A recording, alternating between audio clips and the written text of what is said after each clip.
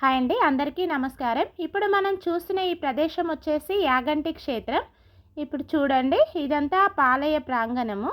ఇక్కడే మనకు వెహికల్స్‌లో వచ్చిన వాళ్ళం పార్కింగ్ ప్లేస్ అయితే ఇప్పుడు కనిపిస్తుంది కదా! ఇక్కడే అన్ని వెహికల్స్ పార్క్ చేస్తాము. ఇది వచ్చేసి ఆంధ్రప్రదేశ్‌లోని బనగానపల్లె అనే పట్టణానికి 10 కిలోమీటర్ల దూరంలో అయితే ఉంటుంది.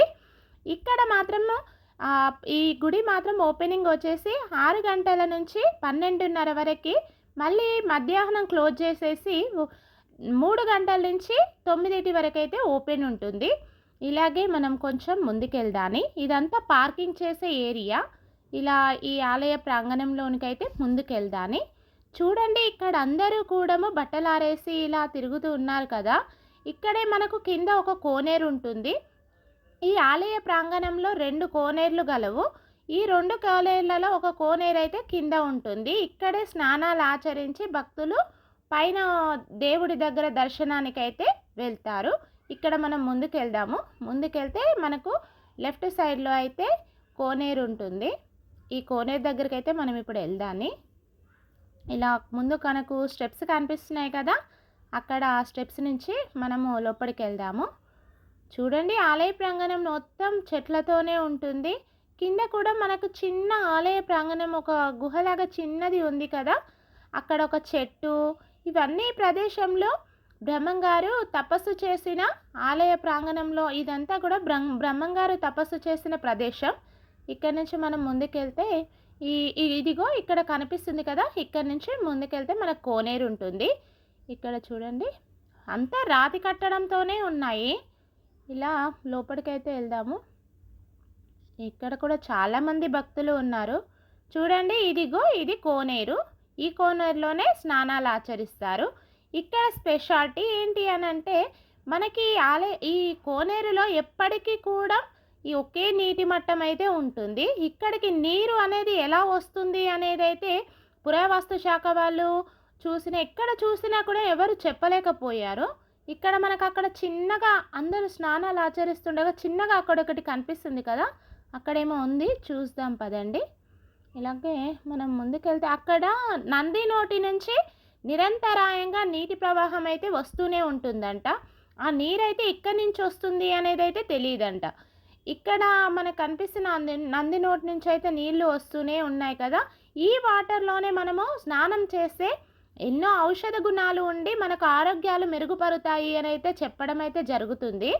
ఇలాగే చూడండి, వాటర్ కూడా ఎంత స్వచ్ఛంగా ఉన్నాయో, చాలా శుభ్రంగా ఉన్నాయండి. నీరైతే స్వచ్ఛమైన నీరు. చూడండి, అక్కడ నంది నోటి నుంచి నీరు ఎలా వస్తున్నాయో. అయితే అప్పట్లో వచ్చేసి అగస్త్య మహాముని శివుణ్ణి తపస్సు చేస్తూ ఇక్కడే ఆరాధించేవారంట. ఈ అగస్త్య మహాముని కూడా స్నానాలు ఇక్కడే ఆచరించి పూజించేవారంట. అయితే అప్పట్లో కాకులు వచ్చేసి ఊకే ఆ పూజను భగ్నం చేస్తుంటే శాపం వల్ల, మునీశ్వరుని శాపం వల్లనే మనకు ఆ కాకులు అనేటివి యాగంటి క్షేత్రం దగ్గరలో అయితే ఉండవని అయితే చెబుతున్నారు. ఇక్కడ మళ్ళీ ముందుకెళ్దాము. ఈ ముందుకెళ్తే మనకు మెయిన్ ఆలయం అయితే వస్తుంది. అంటే ఇక్కడ మెయిన్ ఆలయం వచ్చేసి ఉమామహేశ్వర స్వామి, అంటే శివుడి లింగ రూపంలో మాత్రం మనకి ఇక్కడ దర్శనమిస్తారు. ఇలాగే ముందుకెళ్దాము. అక్కడ కనిపిస్తున్నది వచ్చేసి మనకు వెంకటేశ్వర స్వామి యొక్క గుహ. ఇప్పుడైతే మనం మొదటగా శివుడి ఆలయానికైతే వెళ్దాము. శివుడి ఆలయానికి ఎదురుగానే మనకు నందీశ్వరుడు అయితే కొలువై ఉంటాడు. ఇక్కడ కనిపిస్తుంది కదా, ఇది వచ్చేసి ధ్వజస్తంభం. ఈ ధ్వజస్తంభాన్ని అయితే చాలా స్పెషల్ ఉంటుందండి. అక్కడైతే ఎవరైతే ముడుపులు కానుకలు చెల్లించుకుంటారో వారికైతే అనుకున్న కోరికలు నెరవేరుతాయంట. చూడండి, ఇక్కడ చెక్కడం ఎలా ఉందో, శిల్పకళ అసలు అప్పట్లో వచ్చేసి చాలా నైపుణ్యం, చాలా బాగుండేది. చూడండి, ఇక్కడ ఈ ధ్వజస్తంభం దగ్గరే మనము ముడుపులు కానుకలు అయితే చెల్లించుకోవాల్సి ఉంటుంది. ఇక్కడ టికెట్ ప్రైస్ అయితే ఏమీ లేదు, ఫ్రీగానే వెళ్దాము. ఇక్కడ ఇలాగే ముందుకెళ్దాని. ఇక్కడ చూస్తున్నాం కదా, అది మనకు మెయిన్ ఆలయము, శివుడు కొలువై ఉన్న ఆలయం. ఇక్కడ ఎదురుగానే మనకు నందీశ్వరుడు ఉంటాడు. నందీశ్వరుణ్ణి మనము బసవన్నగా అయితే పిలవడం జరుగుతుంది. చూడండి, అసలు చూడగానే మనకు ఆ జీవకళ ఉట్టిపడుతున్నట్టుగా కనిపిస్తుంది. ఇక్కడ ఒక విచిత్రమైనది ఏంటి అంటే, సంవత్సరానికి అంగుళం పొడవునా పెరుగుతూ ఉంటుందంట నందీశ్వరుడు. పురావస్తు శాఖ వాళ్ళు కూడా వచ్చి పరిశీలన చేసి ఆశ్చర్యానికి గురయ్యారు. ఎందుకంటే సంవత్సరానికి పెరుగుతూనే ఉంటుంది. అందుకోసమే అప్పటి కాలంలో నందీశ్వరుని చుట్టూ ప్రదక్షిణలు చేసుకునే విధంగా అయితే ఉండేదంట. ఇప్పుడు మాత్రం పెరిగిపోవడం వలన మనకు ప్రదక్షిణకి వీలు లేకుండా ఉంది. ఇక్కడ ఎప్పుడైతే నందీశ్వరుడు పెరిగి మనకు నోటి నుంచి పలుకుతూ అరుస్తూ రెంకలేస్తాడో అప్పుడు ఈ కలియుగం అంతమవుతుంది అని అయితే చెప్పడం జరిగింది. పోతులూరి వీరబ్రహ్మేంద్ర స్వామి గారు తన కాలజ్ఞానంలో అయితే రాయడం జరిగింది. ఇదే కలియుగాంతంని తెలియజేసే నందీశ్వరుడు బసవన్న మాత్రం మనకు కనిపిస్తున్న ఈ నందీశ్వరుడే ఆ కాలజ్ఞానంలో బ్రహ్మంగారు రాసిన కలియుగాంతం చేసే బసవన్న. ఇక్కడ చూడండి, మళ్ళీ ముందుకెళ్దాని మనకి ఇక్కడ చిన్న కోనేరు అయితే దర్శనమిస్తుంది. ఇక్కడ చూడండి, ఈ కోనేరే మనకు చిన్న కోనేరు. ఇక్కడ ఎవరైతే కాయిన్స్ వేసి నీటిలో వేసి కోరికలు కోరుకుంటారో వారికైతే కోరికలు నెరవేరుతాయి అని అయితే చెప్పడం జరుగుతుంది. ఇక్కడ చూడండి ఎంత స్వచ్ఛంగా ఉన్నాయో నీరు. ఇవన్నీ మనకు జాలులాగా వస్తూనే ఉన్నాయి ఎప్పటికి కూడా. ఎండాకాలం, వానాకాలం ఏ కాలంలో అయినా నీటి మట్టం ఇలాగే ఉంటుంది. ఈ వాటర్ ఎక్కడి నుంచి వస్తున్నాయి అనేది కూడా మనకు ఎవరికి అంత చిక్కడం లేదు. చూడండి ఈ వాటర్ ఎప్పటికీ ఎంత చక్కగా ఉన్నాయో. చూడండి ఇక్కడ పైన మనకు చిన్న కట్టడం లాగా శిల్పాలు చెక్కి కనిపిస్తుంది కదా. ఇక్కడ మనకు ఒక 2 స్తంభాల్లాగా ఉన్నాయి. దానిపైన మళ్ళీ చెక్కారు. అసలు ఆ చిన్న రాతికి ఇవన్నీ చెక్కడం అయితే చాలా అద్భుతం అసలు. ఇప్పుడు మనకు ఇక్కడ వచ్చేసి 3 గుహలు ఉంటాయి.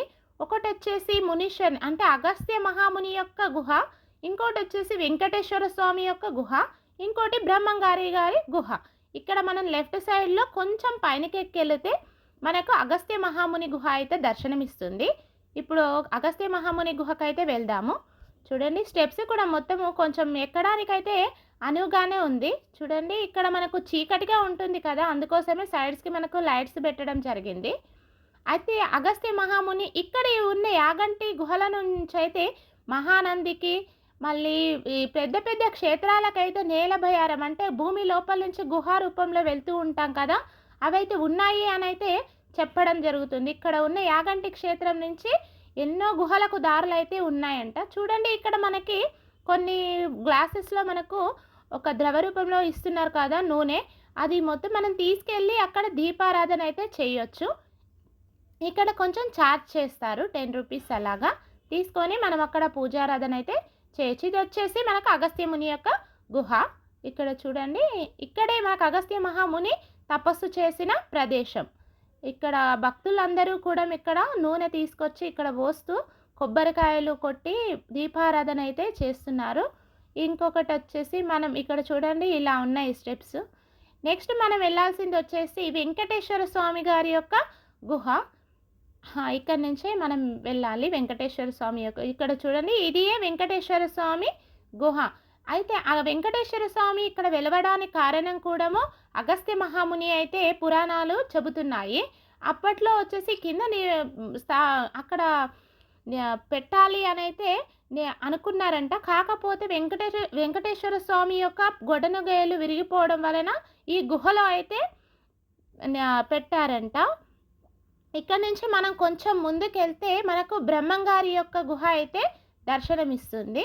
ఇలా ముందుకెళ్దాని వెళ్తూ ఉంటే చూడండి ఇక్కడ స్టెప్స్ అంతా కూడా మొత్తం రాతితోనే కట్టారు.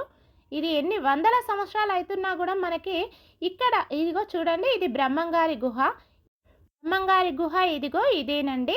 ఇది అండి యాగంటి ఆలయ చరిత్ర విశేషాలు.